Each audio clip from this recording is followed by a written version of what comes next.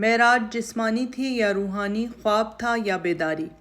ہمارے متکلمین اور شراح حدیث نے اس باب میں بے سود مباحث کا ایک انبار لگا دیا ہے۔ فیصلے کی صحیح صورت یہ ہے کہ متکلمانہ اعتراضات،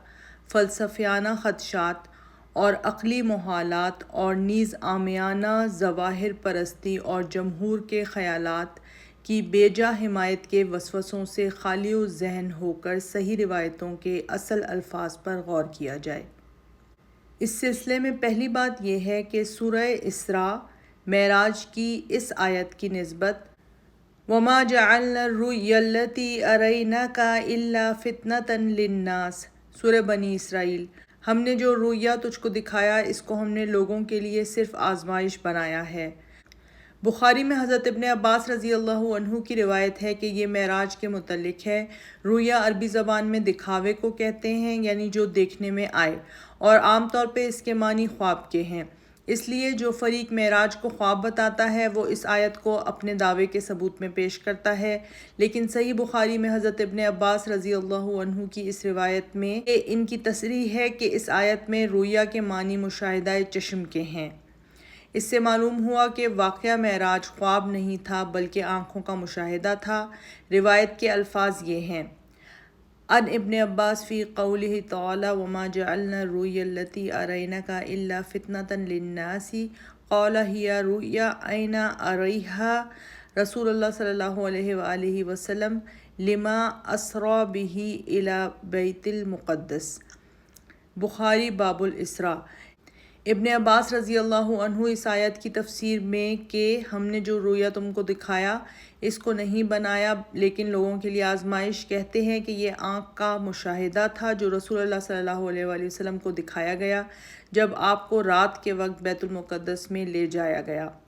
اس پر یہ لغوی بحث چھڑ گئی کہ رویا لغت میں آنکھ کے دیکھنے کو نہیں کہتے، مگر ذرا غور کیجئے کہ حضرت ابن عباس رضی اللہ عنہ سے بڑھ کر لغت عرب کا واقف کار اور کون ہو سکتا ہے؟ جب وہ رویائے عین کہتے ہیں تو کس کو انکار ہو سکتا ہے؟ علاوہ ازیں رائی اور متنبع بعض عرب شعراء نے ظاہری آنکھ سے دیکھنے کو بھی رویا کے لفظ سے تعبیر کیا ہے۔ رائی کہتے ہیں فَكَبِّرْ لِلرُّؤْيَا وَحَشْ فُؤَادَهُ۔ متنبع کا مصرع ہے وَرُؤْيَاكَ أَهْلِي فِي الْعُيُونِ مِنَ الْغَمَدِ۔ صحیح بخاری، صحیح مسلم، مسند ابن حنبل اور حدیث کی دیگر معتبر کتابوں میں جن میں معراج کے مسلسل اور تفصیلی واقعات درج ہیں، ان سب کو ایک ساتھ پیش نظر رکھنے سے یہ بات پایہ ثبوت کو پہنچ جاتی ہے کہ صحیحین کی دو روایتوں کے سوا باقی روایتوں میں خواب کا مطلق ذکر نہیں ہے۔ چنانچہ بخاری و مسلم اور مسند احمد بن حنبل میں حضرت ابو ذر رضی اللہ عنہ کی جو صحیح ترین روایت ہے اور حضرت انس رضی اللہ عنہ کی وہ روایت جو ثابت البنانی کے ذریعے سے ہے، خواب کے ذکر سے قطعاً خالی ہے۔ اس لیے حسب محاورہ عام اس کو بیداری کے معنی میں سمجھنا قطعی ہے، لیکن حضرت انس رضی اللہ عنہ کی اس روایت میں جو شریک کے واسطے سے ہے یہ مذکور ہے کہ یہ واقعہ آنکھوں کے خواب اور دل کی بیداری کی حالت میں پیش آیا۔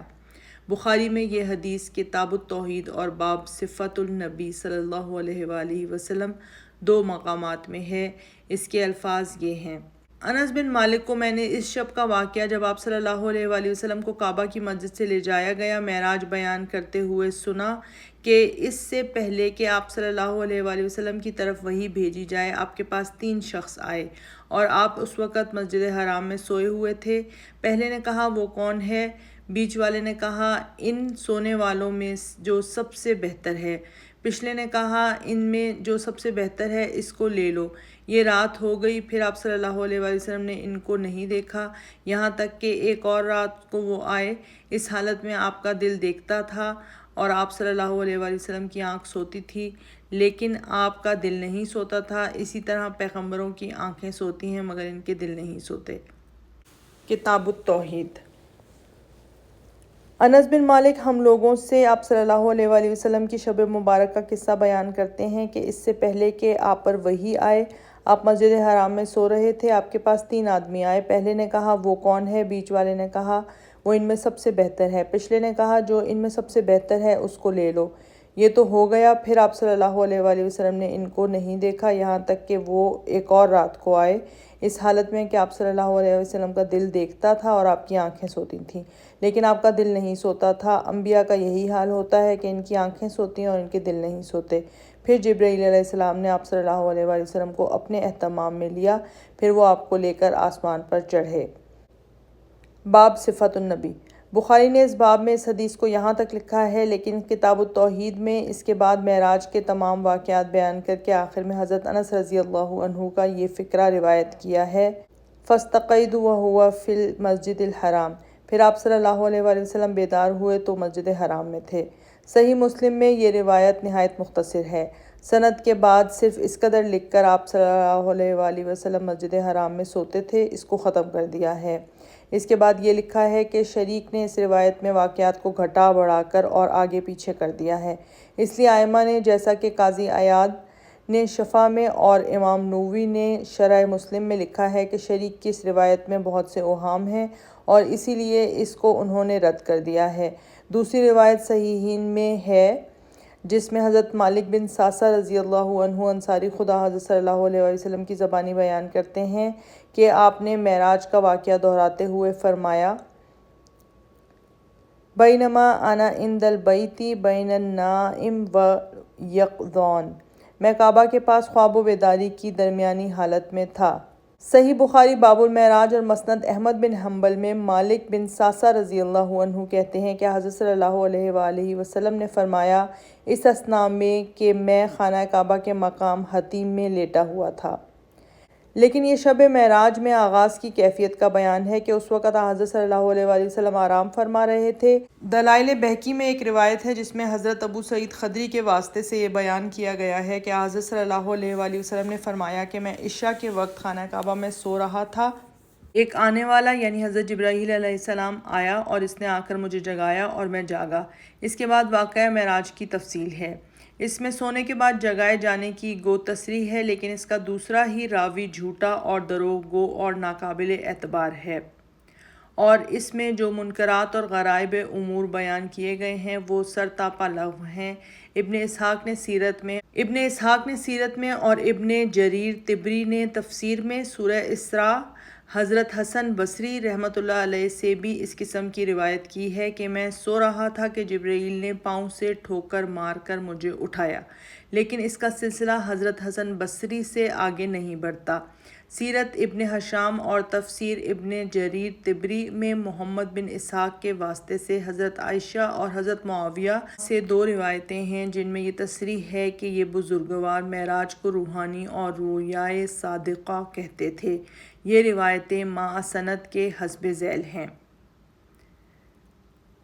محمد بن اسحاق سے روایت ہے، انہوں نے کہا کہ یعقوب بن عتبہ بن مغیرہ نے بیان کیا ہے کہ معاویہ بن ابی سفیان سے جب معراج کا واقعہ پوچھا جاتا تو وہ کہتے کہ یہ خدا کی طرف سے ایک سچا خواب تھا۔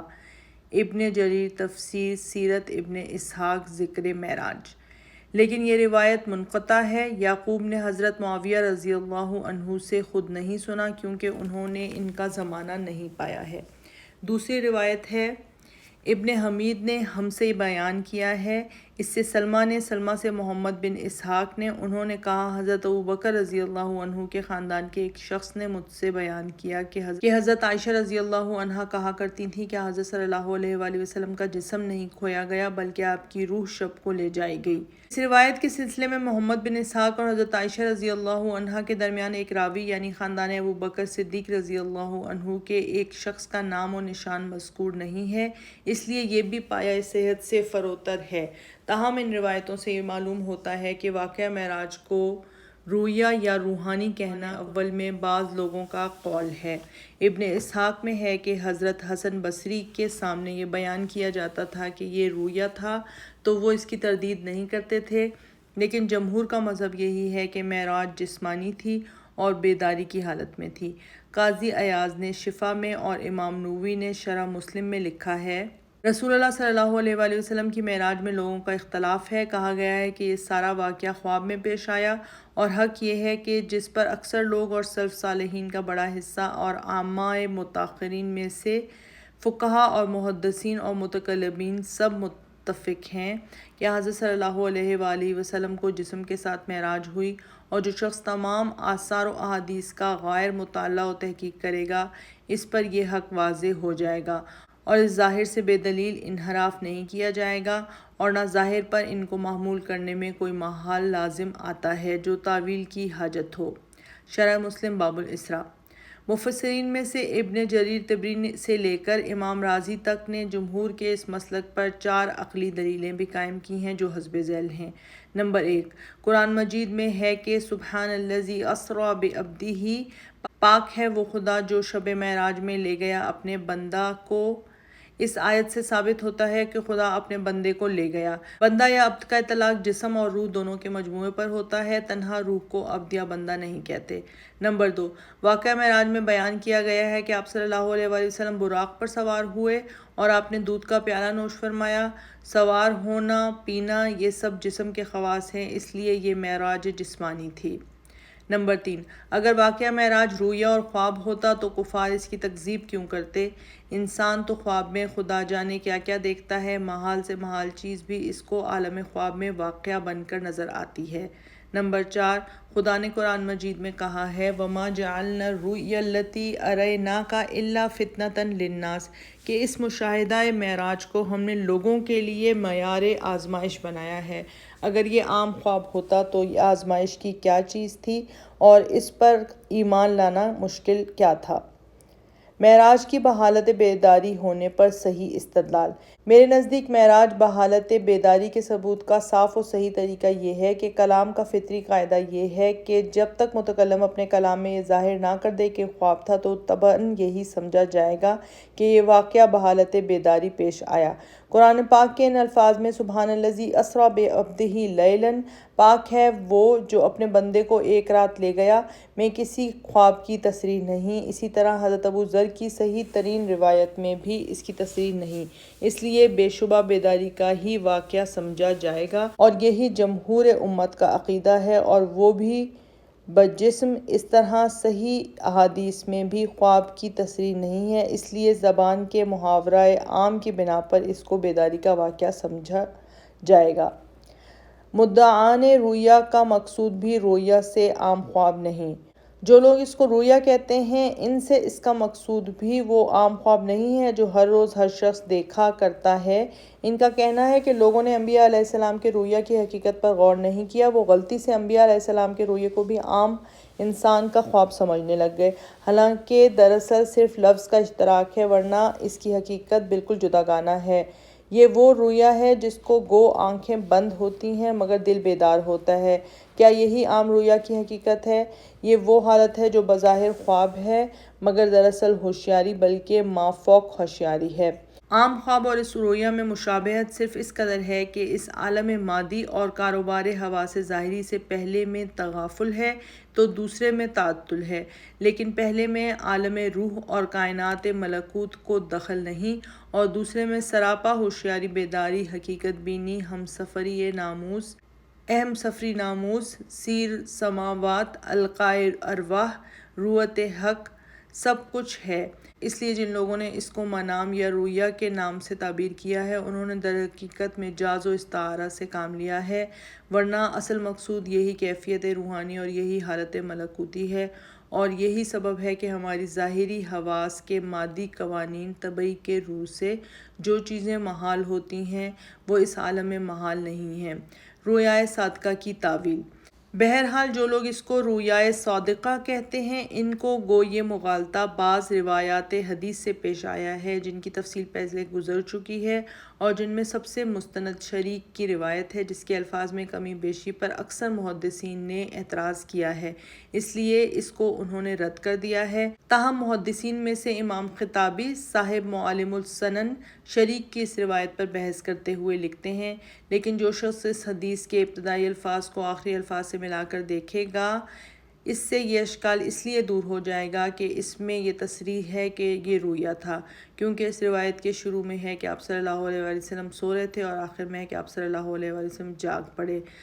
بعض رؤیا تمثیلی رنگ میں ہوتے ہیں جن کی تعویل ضروری ہے کہ اسی طرح کی جائے جس طرح اس قسم کے خواب کی تعبیر کی جاتی ہے، اور بعض رؤیا اس کے محتاج نہیں ہوتے بلکہ وہ مشاہدہ عینی کی طرح پیش آتے ہیں۔ رؤیا سے مقصود روحانی ہے۔ تھا۔ لیکن جو لوگ ان سے آشنائے راز ہیں وہ یہ نہیں کہتے کہ وہ ایک عام قسم کا خواب تھا جو ہر انسان تقریباً ہر شب کو دیکھتا ہے، بلکہ وہ اس کیفیت پر رؤیا کا اطلاق محض مجازی اور انسانی طریقہ ادا کے قصور کے باعث کرتے ہیں۔ انسان روح اور جسم سے مرکب ہے۔ یہ روح جو جسم سے وابستہ ہے اس کا تعلق محض عارضی ہے، اور یہی عارضی تعلق عالم نور سے اس کے حجاب کا باعث ہے۔ جس قدر اس تعلق کا رشتہ ڈھیلا ہو جائے گا اسی نسبت سے وہ حجاب بھی اٹھتا جائے گا۔ انسان جب بیداری میں ہوتا ہے تو حواس ظاہری کی مصروفیت روح کو مشاہدہ باطن سے باز رکھتی ہے۔ نیند کی حالت میں کسی قدر اس کو ظاہری مشغولیت سے آزادی ملتی ہے تو اس کو رنگا رنگ کی چیزیں نظر آتی ہیں۔ یہ حالت انسان کی باطنی اور روحانی قوا کی ترقی و تنزل پر موقوف ہے۔ ایک دن تو ہر انسان مر جاتا ہے، یعنی اس کی روح کا تعلق اس کے جسم سے منقطع ہو جاتا ہے، لیکن انسانوں کی ایک صنف ایسی بھی ہے جس کا طائر روح خدا کے فضل و مواہبت کے بازوؤں پر پرزور ہو کر اپنے قفس عنصری کو تھوڑی دیر کے لیے چھوڑ کر عالم ملکوت کی سیر کرتا پھرتا ہے اور پھر اسی قفس عنصری کی طرف رجوع کر جاتا ہے۔ یہی حالت ہے جس کو وہ اپنی محدود زبان میں مجازاً رؤیائے صادقہ یا رؤیائے نبوت کہتے ہیں، اور اسی عالم کو عالم رؤیا کے لفظ سے تعبیر کیا گیا ہے، اور ممکن ہے کہ اسی کو قرآن مجید کی آیت وَمَا جَعَلْنَا الرُّؤْيَا الَّتِي أَرَيْنَاكَ میں رؤیا کہا گیا ہے۔ یہی وہ دنیا ہے جس میں آنکھیں سوتی ہیں اور دل بیدار ہوتا ہے، اور اس کی طرف وحی کی حدیثوں میں اشارہ ہے۔ اور ابن حشام میں حضرت عائشہ رضی اللہ عنہا کی طرف جو روایت منسوب ہے کہ یعنی حضور صلی اللہ علیہ وآلہ وسلم کو معراج روح کے ذریعے ہوئی، ما فقط بجسد رسول اللہ صلی اللہ علیہ وآلہ وسلم ولیکن اسرا بروحہ، یعنی حضور صلی اللہ علیہ وآلہ وسلم کو معراج روح کے ذریعے ہوئی کا یہی مطلب ہے۔ حافظ ابن قیم نے زاد المعاد میں اسی حقیقت کو ان الفاظ میں ادا کیا ہے۔ فصل ابن اسحاق نے حضرت عائشہ اور معاویہ رضی اللہ عنہما سے یہ نقل کیا ہے کہ ان دونوں نے کہا کہ معراج میں آپ صلی اللہ علیہ وآلہ وسلم کی روح لے جائی گئی اور آپ کا جسم کھویا نہیں گیا، یعنی وہ اسی دنیا میں اپنی جگہ پر موجود تھا۔ اور حسن بصری رحمۃ اللہ علیہ سے بھی اسی قسم کی روایت ہے۔ لیکن یہ جاننا چاہیے کہ یہ کہنا کہ معراج منام یعنی خواب تھا اور یہ کہنا کہ بذریعہ روح کی تھی، جسم کے ساتھ نہ تھی، ان دونوں میں بڑا فرق ہے۔ حضرت عائشہ اور معاویہ نے یہ نہیں کہا کہ وہ منام خواب تھا، انہوں نے یہی کہا ہے کہ معراج میں آپ صلی اللہ علیہ وآلہ وسلم کی روح کو لے جایا گیا اور آپ کا جسم کھویا نہیں گیا۔ ان دونوں میں بڑا فرق یہ ہے کہ سونے والا جو کچھ دیکھتا ہے، کبھی محسوس صورتوں میں جو کچھ معلوم ہے اس کی تمثیلیں اس کے سامنے کی جاتی ہیں، بس وہ دیکھتا ہے کہ گویا وہ آسمان پر چڑھا گیا یا مکہ اس کو لے جایا گیا اور زمین کے گوشوں میں اس کو پھرایا گیا، حالانکہ اس کی روح نہ چڑھی نہ گئی نہ پھری۔ صرف یہ ہوا کہ خواب کے فرشتے نے اس کے لیے ایک تمثیل اس کے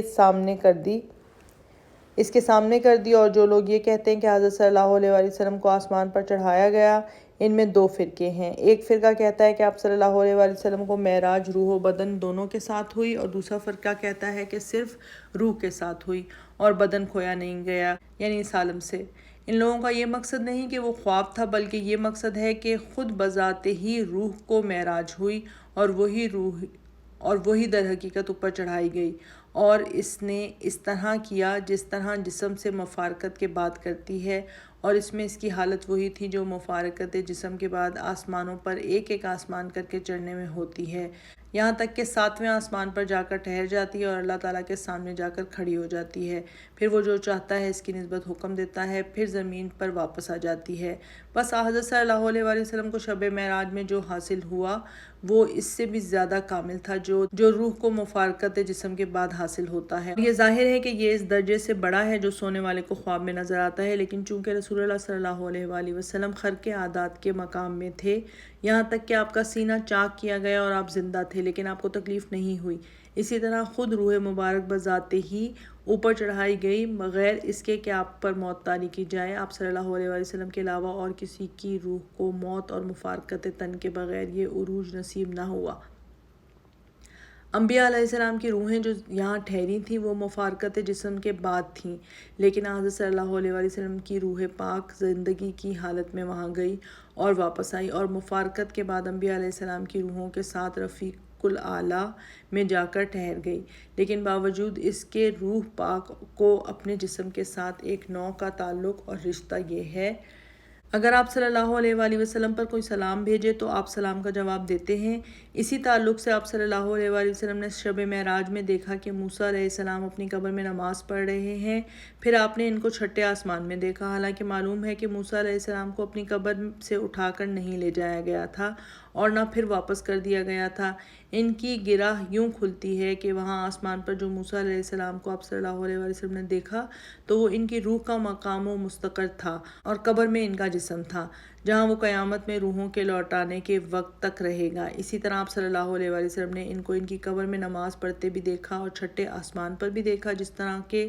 بعد وفات حضرت صلی اللہ علیہ وآلہ وسلم اس سے بلندتر مقام یعنی رفیق الاعلیٰ میں بھی قرار گیر ہے اور جسم مبارک قبر شریف میں بھی موجود ہے۔ جب سلام کرنے والا آپ صلی اللہ علیہ وآلہ وسلم پر سلام کرتا ہے تو اللہ آپ کی روح کو واپس کر دیتا ہے تاآن کا آپ جواب دیتے ہیں، حالانکہ مقام رفیع الاعلیٰ سے آپ سے علیحدہ نہیں ہوئے۔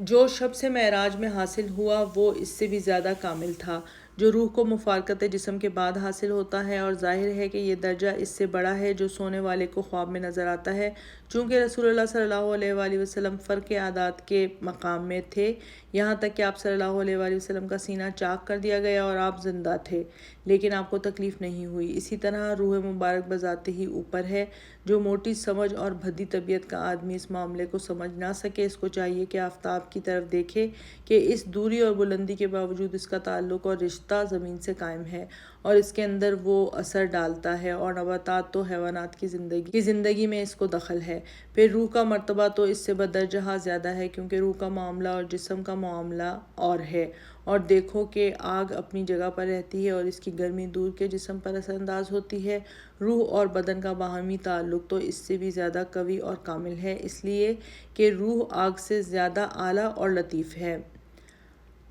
گرد آلود آنکھوں سے کہہ دو کہ وہ آفتاب کی روشنی کو نہیں دیکھ سکتیں تو راتوں کی تاریکی کو اوڑھ لیں۔ صوفیہ اور ارباب حال نے معراج کے واقعات کی تشریح اپنے مذاق اور رنگ میں کی ہے۔ علماء اسلام میں کم از کم ایک شخص تو ایسا ہے جو صوفی اور صاحب حال ہے اور وحدت اور محدث و متکلم بھی ہے، یعنی شاہ ولی اللہ دہلوی۔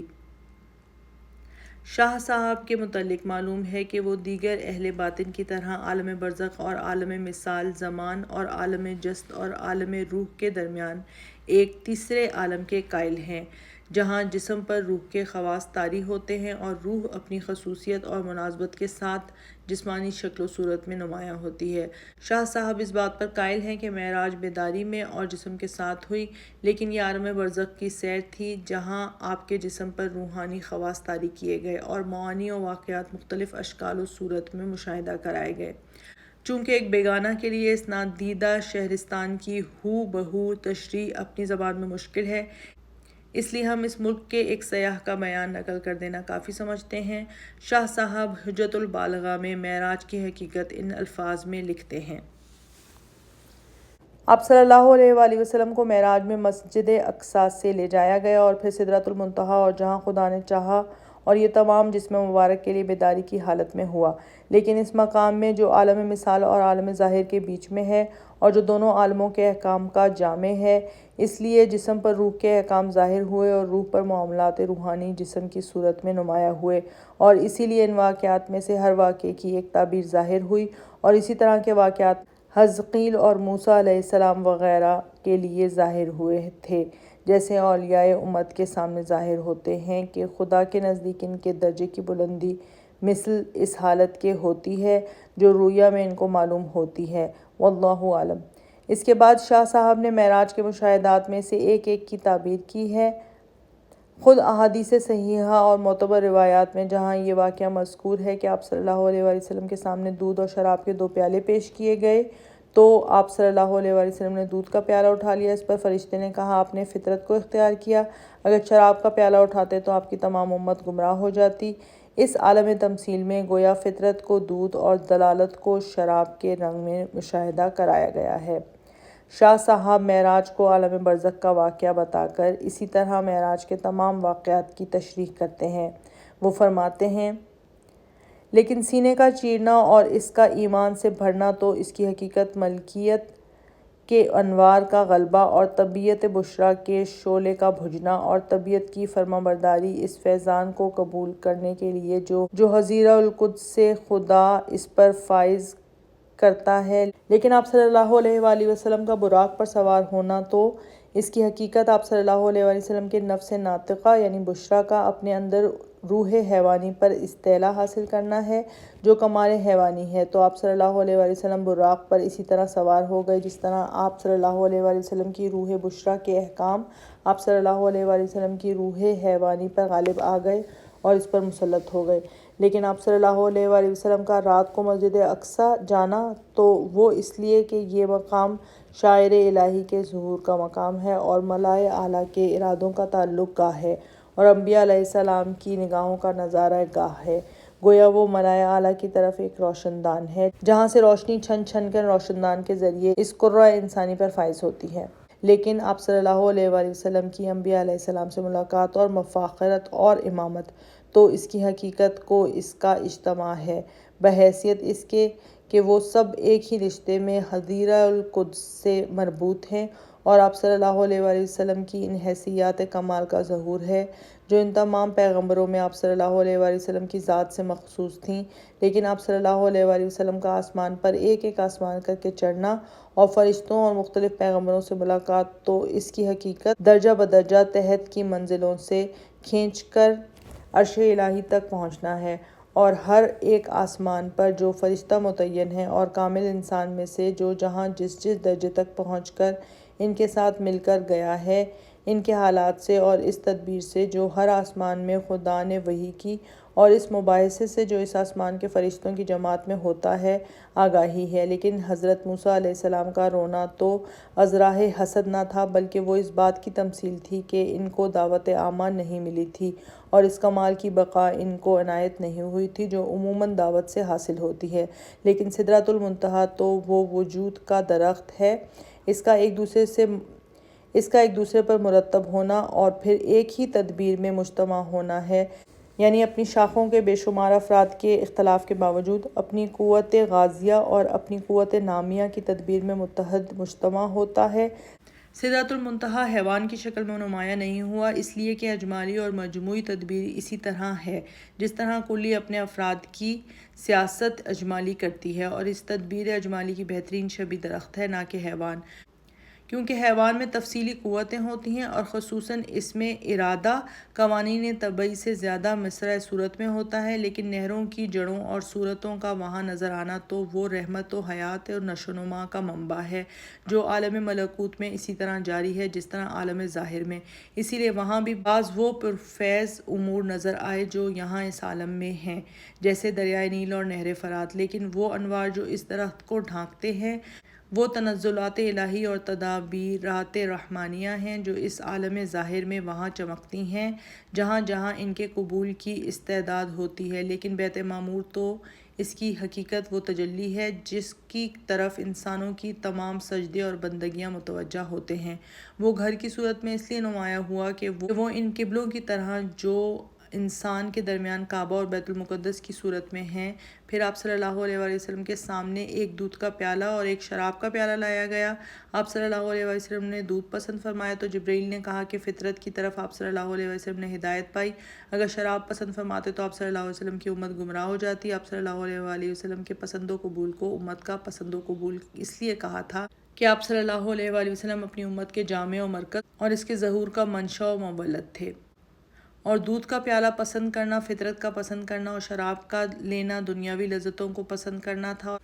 اور آپ صلی اللہ علیہ وآلہ وسلم کو بزبان مجاز 5 وقتوں کی نمازوں کا حکم دیا گیا کیونکہ وہ در حقیقت ثواب کے اعتبار سے 50 وقت ہیں۔ اللہ تعالیٰ نے اپنے مقصد کو کہ 50 وقتوں سے 5 وقت مقصود ہے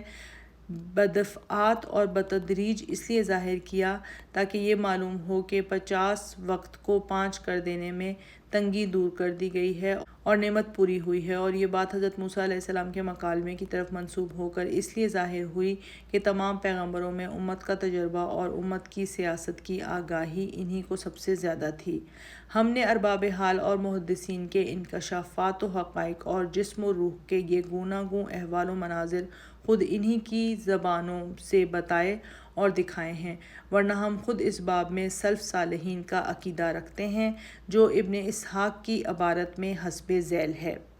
آپ صلی اللہ علیہ وآلہ وسلم کے اس سفر شبانہ اور جو کچھ اس کے متعلق بیان کیا گیا ہے، اس میں آزمائش اور کافر و مومن کی تمیز ہے، اور خدا کی قدرت اور سلطنت میں سے کوئی الہی شان ہے،